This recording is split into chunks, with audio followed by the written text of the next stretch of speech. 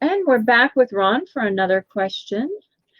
Ron, what are your thoughts on marriage? Do you think marriage is part of God's plan for us, or is marriage a requirement?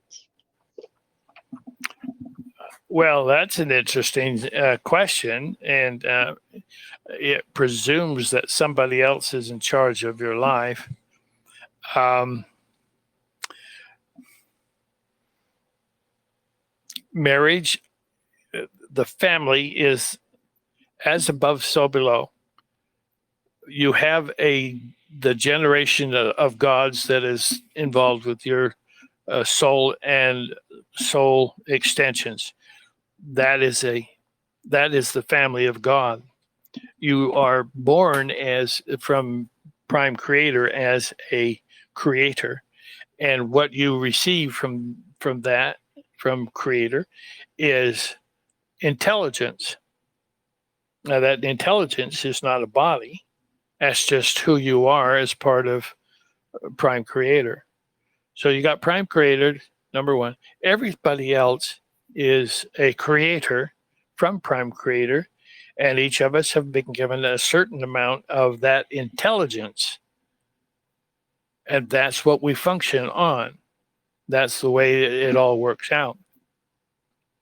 Now, marriage is the sacred covenants that you take uh, in the process of creating a family. If it's not your intentions to create a family, then your marriage covenants are not that important unless there's others that are involved. So, do I think marriage is a part of God's plan for us? Yes, I do. I think that that's the way that we can, as above, so below, as below, so above. That's just a simple. That axiom is a simple truth. And yet nobody really understands that there are generations of gods, creators, little creators, not prime creator, but little creators. I say little. Some of us have become magnificent creators. We talk about Metatron. He created the human body that we have now, the Adam Cadman body. Well, that is a, a wonderful creation, taking I don't know how long. I don't how long. Some people are saying the Earth is billions of years old. I say, well, whose clock are you using? Where does your timeline start? Where does it end?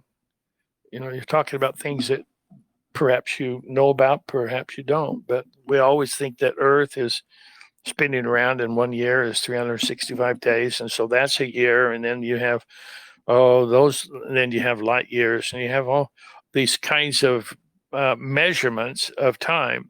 But really, if we really understood, there is no time. There are timelines, but there's no time. So God is creating, we are creating in a different realm. Maybe sure I get this correct. We're creating in a different, it can create in a different realm than where we are. And we do that all the time, even though we come to the earth and are born as a baby. The major part of us is still out there, and we can be fractaled all over the universe. It doesn't matter. In multi universes, our soul is in charge of keeping track of all that. Or we as the soul are in charge of keeping track of that and celestializing each one of those creations so that can meet the full measure of their creation. And the full measure of that creation is the infusion back into the soul. And that's the next, and then that creates the next generation after that, because the soul divides up into 12 soul extensions. And people say, well, I found my soulmate. And I look at them and say, oh, that's interesting. Your soulmates are like your brothers and sisters or cousins. Oftentimes you have the same ideas, and sometimes those same ideas are the ones that you fester over with each other. And So there's a variety that you want to establish, and so a soul mate is probably not the best, in my opinion. And I'm telling somebody who to marry or not to marry, but don't use the word soulmate as a romantic thing, because it could just be one of the 12 that were created at the same time. And you're here on the earth together, and that may happen. I don't know. There's a lot of stuff about this that but what I would like to say about marriage is ordained of God. It's the way to bring children to the earth.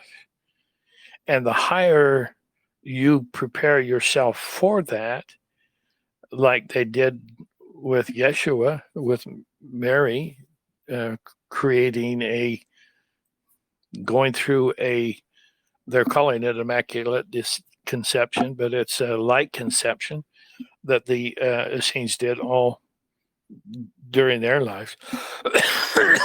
And it can be with a man or not, doesn't matter. It all depends.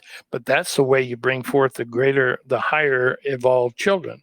And Mary had to do that, and brought forth Jesus. And it was the best thing, or the highest form, and was designed to be the highest form that you can of a human being here on the earth. He had so much love that it was very difficult for him to stay in such a low vibration. So he was alive for 50 years after his ascension, and hung out a lot over in the Masters of the Far East.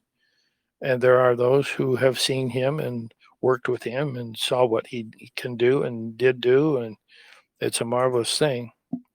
So marriage is an important thing to bring forth the highest developed children that is possible. And if you prepare yourself, if you focus on things that you need to work on and do so before your children come, then there's a good chance that they come to a higher, that your union with your mate brings forth a greater ability that's transferred to the children. And so it's a divine concept, marriage is, and it's the only way to really do a good job with getting children here on the earth. And the earth is a third dimension, so they came for specific purposes, and those purposes get to be fulfilled. And each person has their own purpose for coming to the earth at this time. So, is marriage ordained of God? Yes, it is. It's a short answer.